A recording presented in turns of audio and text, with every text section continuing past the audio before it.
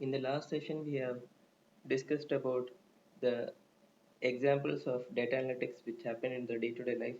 Also, we have seen some basic nomenclatures like customer lifetime value, and we have also seen that big data is a relative term that depends on the industries or it depends on the organization which it is being used. In the today's session, we will discuss about the dimensions of big data.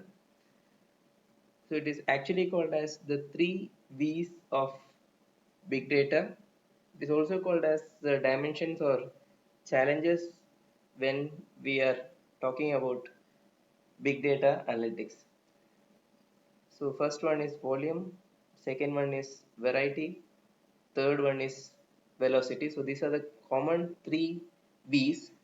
So along with that, there are more V's which have been introduced by different industries. The fourth one is veracity, fifth one is valence, and the most important one that is the value. The last three are just recently introduced, but mainly when talking about the three dimensions or three challenges of big data, it is nothing but volume, variety, and velocity. So this picture shows about the four ways, the first four ways: volume, variety, velocity, and veracity. So when it comes to volume, it is nothing but the scale or the amount of data. When it comes to velocity, it is nothing but the speed in which the data is flowing in as well as flowing out or moving from one particular system to other system. Variety talks about different forms or different types of data, and veracity is about the uncertainty about the data. So we'll see it one by one. The first one is volume. So when it comes to volume, it is nothing but the huge amount of data which comes in to the data analytics. It can be also for the storage as well as other purpose also. So if you take an example on a day-to-day basis, there are a lot of data which is coming in. In the last session, we have discussed about a day in internet. So what happens in a particular day, how much data has been flowing in. We have taken a reference of 2019 and we have discussed about most of the things there. So when we are talking about the volume or the amount of data, there are multiple challenges what has to be faced. The first one is data acquisition. That is, if you want to capture a huge amount of data or a bigger amount of data, we have to see how we are going to acquire that particular data, how we are going to store it. So after storing later for analytics, how we are going to retrieve it, as well as after retrieval, how we are going to process it. So these are the challenges which comes under the volume category. The next dimension is variety. So when it comes to variety, mainly there are four different types of variety. The first one is the structural variety. That is, it refers to the difference in the representation of data. For example, if you tell about something, a video file usually comes in a, in a continuous format, whereas a text file will not be in continuous format. Or for example, if you tell image representation is different, whereas if you take a text, the representation is different, right? So that is what the structural variety tells. The next is the media variety, that is the medium in which the data get delivered. If you take an example of a speech can be represented as a text form. It can be a written or a printed speech, as well as it can be an audio, but the content is same. So that is where the variety comes.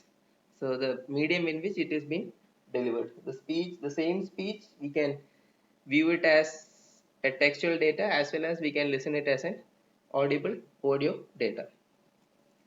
Next is the semantic variety. So semantic variety is how we interpret and operate on a particular data. That is how we are going to, if you get a particular data, how we are going to interpret it, what is the meaning in that, and how we are operating on that.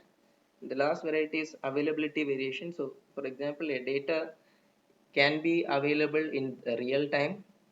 As and when something is happening, the data is able to flow in. Otherwise, it can be intermittent data. The data comes in a particular interval of time, or the data can be continuous also. The flow of the data will be continuous. So this is about the variety, and the next one is the velocity. So velocity is nothing but the speed in which the data flows through this particular activity. It can be the data which is flowing in, it can be the data which is flowing out, or it can be the data which is transferring from one particular system to other system. So that is where the velocity comes in. So speed can be speed in creating the data, it can be speed in storing the data, how fast the data has been stored or how slowly the data has been stored, and speed in analyzing the data. So this depends on the each and every systems as well as each and every activities which has been taking place. In some particular case the data should be flowing in very fast, whereas in some particular case the data should be slowing coming very slowly, as well as the storing also. If the data is coming slowly, then the storing also should be done in a slow pace, and the same way analysis also. So when it comes to the velocity, there are different types of processing. There is real-time processing which has to be happen in the real time, as and when the data flows in, the processing also should be done. And the other one is batch processing. A particular batch should be processed in a particular period of time or an interval of time. The next type is veracity. So veracity refers to the quality, whereas in some places I have seen it is in also been referred as validity also, but the main meaning of veracity is nothing but the quality. So how accurate the data is which you are getting, how reliable the data is, how much you can rely on it, and whether the data you are getting is the context of that particular data is within the analysis. That is, whatever data you are getting, that data is useful for your system or not, is what the veracity tells. The next one is a valence.